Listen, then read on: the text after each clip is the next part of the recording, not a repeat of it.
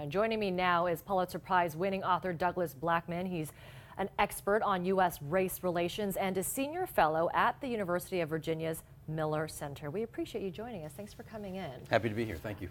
You know, I was just talking to you before we came to you, and it was interesting. You actually live just steps away from where all of this happened, so you're the perfect person to give us some context as to why hateful people gather at this location in Charlottesville, Virginia. Why Charlottesville?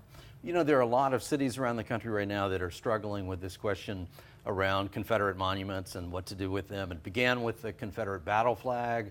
As long as 25 years ago, the state of Mississippi had a vote over whether to take down take the Confederate battle emblem out of the state flag. So this has been going on for a long time, but has now turned into this struggle over monuments, in particular in a bunch of cities. Charlottesville is actually the smallest of them probably, but New Orleans has taken down several monuments. Dallas is dealing with this. Richmond, Virginia, a number of other places. But the reason that the alt-right has come to Charlottesville may surprise some people, but it has to do with it because what they're really looking for is just exactly this kind of a showdown, a violent showdown, but they wanted it to be with white liberal progressives.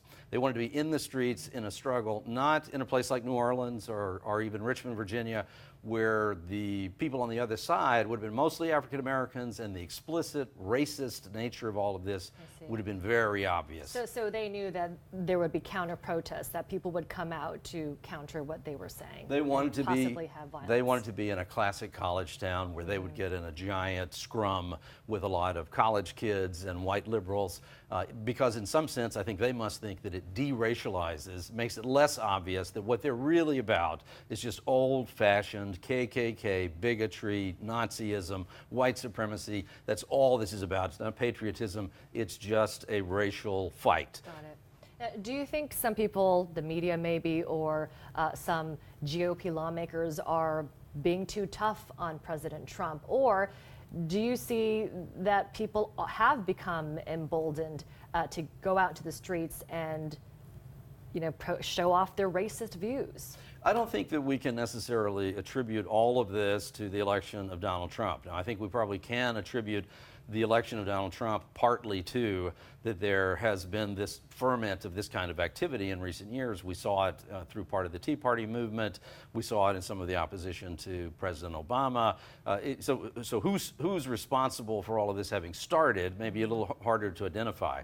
But there is absolutely no doubt that these forces in our society, and they're still relatively small, they just look terribly big at times like this, but they're relatively small. But there's no doubt that they have been emboldened by an atmosphere that President Trump has gone along with, and that he has been relatively inadequate in his response to the events of the last 24 hours. And what do you make of President Trump calling for unity, yet not saying what the United States should rally against, not naming what we should be united against? Frankly, it's a bit shocking, even if you try to give the president benefit of the doubt on this.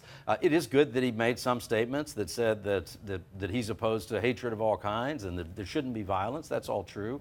But the suggestion that somehow the folks who were opposed to the Nazi white supremacist ralliers, those activists, the idea that somehow what they were doing was the equivalent of what the Nazis were doing is crazy on its face. But also, once you get to the point that someone has deliberately crashed a car into a crowd, an ISIS-style terrorist attack, it's pretty simple at that point. This is something that merits a complete, unequivocal denunciation, and it's really, it's disappointing that the president didn't even see the political utility of being very clear and very unequivocal about that, even as all of his Republican allies have come out and made such extraordinarily stronger statements. Even though this is not a political issue, this is just a human issue.